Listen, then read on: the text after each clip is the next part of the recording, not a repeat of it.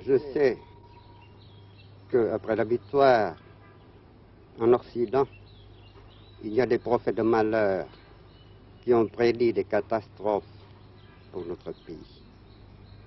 Par exemple, des catastrophes dans l'économie à cause de la fin de l'aide américaine, des catastrophes dans le domaine de l'ordre, de la sécurité, du fait de la libération de plus d'1 million de soldats, de policiers, de personnel de l'ancien régime.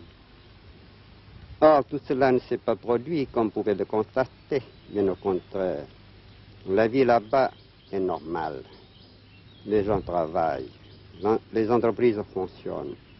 À la campagne, vous assistez à un spectacle exaltant. Des millions d'hommes s'adonnent à l'agriculture. On fait maintenant 3 récoltes au lieu d'1 dans le passé. Tous les enfants vont à l'école. La plupart des gens travaillent à la reconstruction. Les jeunes, surtout, les soldats de l'armée populaire, les étudiants, les intellectuels, les artistes. Mais vous avez bien conscience qu'il reste des mécontents dans le Sud? Oui, il y a des mécontents, il y en aura.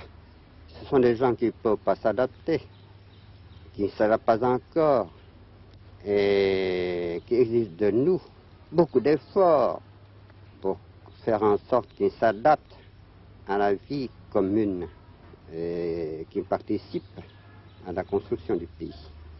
Nous avons rencontré des gens qui nous ont dit qu'à leur avis, les droits de l'homme n'étaient pas respectés dans ce pays, qu'en particulier la rééducation des anciens militaires, des anciens cadres de l'ancien régime posait un problème, qu'ils n'étaient pas d'accord avec cette méthode.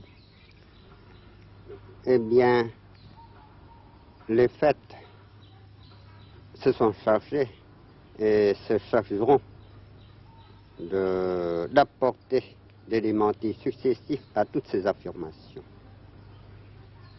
Quant à votre question au sujet des hommes qui ont participé à la machine de guerre et à la machine de répression de l'Ancien Régime, eh bien, je puis vous dire que les camps, les centres de rééducation, qui sont en effet des centres de réhabilitation, ont réussi des choses extrêmement intéressantes.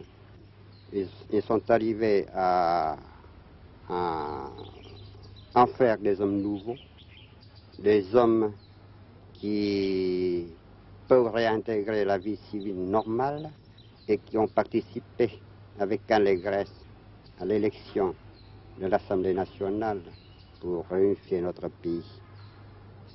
Seulement, il faut vous dire qu'il en reste encore un certain nombre qui va diminuer en effet, car nous en libérons chaque jour ceux qui le méritent. Et ce sont des hommes qui ont commis des crimes sans nom, dont les victimes, celles qui vivent encore, réclament le châtiment. Eh bien, même avec ces hommes-là, nous faisons des efforts pour qu'ils deviennent des hommes nouveaux, pour qu'ils se fassent une vie nouvelle, afin d'être utiles à leur famille et à leur patrie.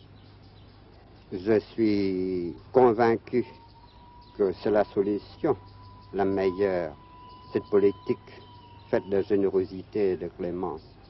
Et les résultats sont satisfaisants depuis le commencement jusqu'ici.